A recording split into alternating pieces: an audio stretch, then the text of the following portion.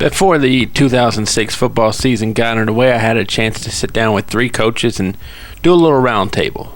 Scott Abell, Jeff Woody, and Don Rice of Amherst, Brookville, and Jefferson Forest respectively sat down with me, and we discussed some football issues, running up the score. Are people too sensitive to that fact, and what is it? Also, home field advantage, how big is it in high school football? Don Rice, Jeff Woody, Scott Abell will tell me. Right here on the Sports Buffet Roundtable in this edition. It was recorded back in 2006 and aired on Talking High School Sports, and you're hearing it now on the Sports Buffet. The Roundtable back on Talking High School Sports. Scott Abell, head coach of the Amherst Lancers. Don Rice, head coach of Jefferson Forest. And Jeff Woody, all football coaches, head coach at Brookville is Coach Woody. First topic, and this is going to be really a football-oriented discussion, and we'll start with Coach Woody. Running up the score, how would you define it, and are people too sensitive nowadays? I think once you get a comfortable lead on your opponent, and who knows what that comfortable lead is, depending on who your opponent is, then maybe pull back the reins, put in some substitutes, not throw the football, when you're up by 4 touchdowns with 5 minutes left to go in the game. I think that's common sense. I think all the while you've got to keep in mind that you want to develop your program. You want to get some kids in there who haven't maybe played as much. You want to keep those guys happy, as well as, like say, developing their fundamentals. They may be your future, and if you have your starters in the ball game with 5 minutes left when you're up by 4 touchdowns, then you're not developing your younger kids. I think keeping that in mind, as well as just trying to be a classy ball coach as far as running the clock as opposed to stopping it with passes and such. Well, along those same lines, every coach has a different philosophy. I heard one coach say one time, I care less, they run score with me, it's our fault. It's our job to stop them. For us, we like to play through 3 quarters. I mean, that's our main goal with a lot of our starters, and I think that's a lot of coaches' philosophy. Once you get to that in that third quarter, you look at then what the score is, what the situation is. But when you put younger kids in, you want to pull back the reins a little bit as far as your play calling and what you do. But on the same hand, they deserve an opportunity to play football. I mean, they went through 2-a-days. They went through all the off-season weightlifting. And so, if you got a pretty skilled young tailback, you want to see him run a little bit. You want to give him the football. So, we're necessarily not going to take knees in the fourth quarter to avoid – we don't want it to get embarrassing. Obviously, never, because I've been on the other end of the shoe. Mm-hmm. I have been.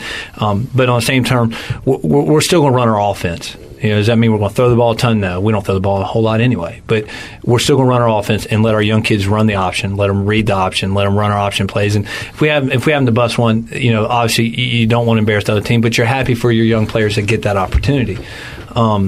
And, defensively, that's where we see some things in the fourth quarter for us because, we are a stunting defense. We're coming from all angles. That's what our defense is. And so in the fourth quarter, when our kids are still stunting, it's what our defense is. We're not a sit-and-read defense. And so when our young linebackers go in there, we want to give them, it's just like a young tailback, you want to see them stunt, you want to see them go. And, sometimes it is unfortunate, and you don't want it to become embarrassing or get somebody hurt, but you want to let your kids play. So, it's a fine line, and you want to be respectful of all your coaches and the ones you're coaching against, and your players, your fans, and the other team's fans. But you got to respect your players that have worked all year to get the opportunity to be out there, and that includes the young ones and the ones who maybe aren't, maybe the seniors who played for 4 years and don't get to play except for when you do get up or when you do get down.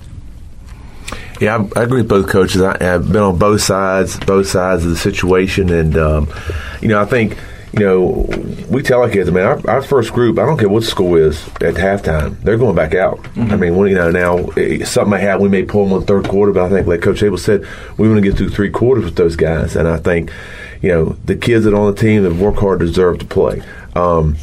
You run your offense. If you're a full wide team, the only thing you do is throw 4 verticals, and that's what you do, then keep doing it the whole game. And that's what you do. We got to stop you, But I think there's a point if it's the fourth quarter and you got your first team in, and we've got our third team in, and you just doing stuff. But we took a thumping from Amherst last year. And we had a couple people say they ran the score. But they didn't run the score. We didn't stop them. Mm-hmm. They had their second and third team guys in, and we still had our first team guys in. We just didn't play. We didn't play. They were good. We weren't we had, we weren't that bad. We just didn't play good, and I didn't take them one time as run the score up.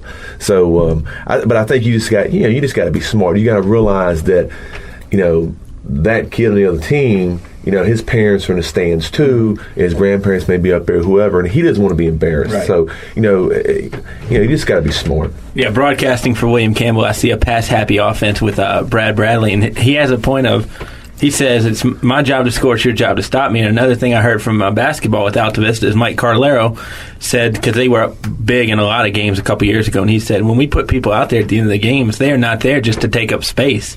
We want to see those guys producing, and I think you guys hit on both those. How big is home field advantage, Coach Rice? Home field advantage is big. I mean, for us, and I think for everybody, the way our stadium is, the way it's set up, and the way our fans come and line the field, and we got a band on the sideline. I mean, it's a big thing. No travel. You get to sit at home. You get to eat a pregame meal. You don't have to hurry up and rush. You don't have to pack stuff. You're not going to forget anything. Even though we have a checklist and everything, but it's just with any sport. But I think with football, it's even more, because there's so many things that go into getting ready for a football game. Just not the X's and O's, but getting the field ready, getting and things you have to do on the road or on the home. It's a big situation. I think home field advantage is all about comfort. Like Coach Rice said, everything is a little bit easier when you can stay at home. You've got your checklist, and you just go down that list and you make sure everything's taken care of. And one big thing you don't have to do is you don't have to get on a bus and manage 70 kids on the way to Amherst or Jefferson Forest. But once we get out there, let's say if we go to an Amherst or Jefferson Forest, they both have great stadiums and great atmosphere to play ball in, and I enjoy being at their place. I don't think sound is a big problem on our level. I think maybe at times when things get really heated late in the game with a close score, sound may play a factor, but sound as far as home field advantage is not a problem. And just going to Amherst and looking across the field and seeing the beautiful stadium, all the colors, different people making noise, it's just atmosphere. It's just football. The Jefferson Forest Brookville rivalry, it's not much of a. There's a rivalry there. I didn't know that. not much of a travel, but man, you can expect tons of people coming out to that ball game, and that's just wherever it's played, Brookville or Jefferson Forest. As a matter of fact, I'd rather play that game at Jefferson Forest. I think we play a little better over there. Oh, well, we can play it every year there if you'd like. We'll work that out. I hear you. But we love being at home. I mean, I agree with both coaches. But there's something when your band's there and your band's playing, you're in your field house, you're eating pregame meal, and your normal time. We watch film on home games on Friday after school. A lot of away games, because of time constraints, we don't get to watch film. So there are some added advantages. You get to go through walkthroughs in your gym. But there is something to be said when you do go on the road and you play in front of a hostile environment, and for the true competitors, which I think all coaches are, that's why we're in this business, and for your athletes that truly love to compete, there is a little something special when you go to a hostile environment where the crowd is packed, and it's just an awesome place to play. I reflect 2 years ago we were at Heritage, and we were 8-1 at the end of the year, and they were 9-0, and if we beat them, we go to playoffs, and at 9-1, and Liberty stays home at 9-1. It was one of those years, and we're up late in the game. It was one of the best high school atmospheres I've ever had. We took our band, they had their band, and we're at their place, and it's all about the atmosphere, I think. But I do think home field makes a difference, and we can go back to our people talk about the Salem game a lot, and one of my comments to our kids are that we didn't get home field advantage because Brookville beat us in the regular season last year. If we'd gone 10-0, we would have had home field advantage all throughout the entire playoffs. So you just can't look at one play. People, one play cost you a state championship. No, it didn't. Jeff Woody cost you a state championship, well, right? Brookville had a heck of a game and played, and had a heck of a plan against us and beat us at their place on their field. And if that game had been different, we'd won that game, we would have had home field advantage, and Salem would have come to us that night. And who knows what had happened? Things might have been different. So it is big. But there's something fun about going on the road. I agree with Coach Woody. Last question. We're going to get to more football topics in a future edition of the Roundtable. But just off the home field advantage, toughest place you've ever been as a player or coach, Coach Abell? Oh, wow. Obviously, I think I'm going to go right to Salem. It's the freshest thing in my mind. But I think because of what you're up against. you're up against one of the perennial powerhouse football programs in the state of Virginia. They've won 6 state championships now in their illustrious program. You're on the nicest stadium, or in the nicest high school stadium that's built for a high school team in the state of Virginia. And you know that you're going to have to play your best game. And then when your kids walk in the stadium, and it is the biggest stage they've been on, it makes your job as a coach tougher because you just have so many distractions to deal with. So I'll say Salem's, for me as a coach or a player, has been probably the toughest place I've walked in to play. Well, a couple places, with Coach Abell, when I first got into this business as an assistant coach under Bobby Johnson, Coach Abell at Liberty had that place rocking. They had an announcer that I absolutely hated, and that guy definitely make that place difficult to play in. But I did have a chance to play in Salem Stadium at one point in time, and as an athlete, it's unbelievable getting to play on those facilities with those people watching. But as a coach, and just like Coach Abell had said, when that place is packed and when they make their introductions and those kids run from the locker room all the way up to the 50-yard line, with their introductions, and your kids are on your sideline watching that's very intimidating, and it's up to you to make sure that they stay focused and keep their minds right. Amherst is also pretty tough. So is JF. Everywhere's tough, right? I don't like neither one of them. Everyone in Seminole's got their thing that you there's some reasons you don't want to be there. It's tough to play. But me, I have to go to staying in South Virginia. Pulaski County is pretty tough. When they got things going and they turn off those lights and they come down the steps and they got that cougar every 5 seconds going off. I mean, that's tough. But to me too is when I was at Radford High School, we played Giles twice, once in regular season, once in the playoffs every year.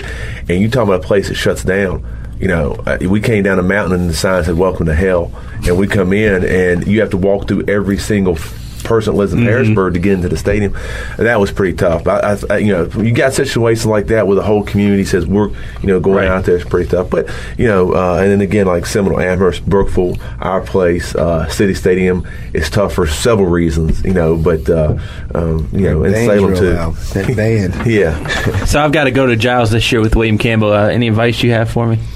Keep the windows up on the bus until you park and go around. Don't go through. Okay, I don't ride with the team, so I try to. That's the best thing. Okay, good. There's my safety valve right there. Well, guys, we appreciate it. We'll do it again soon.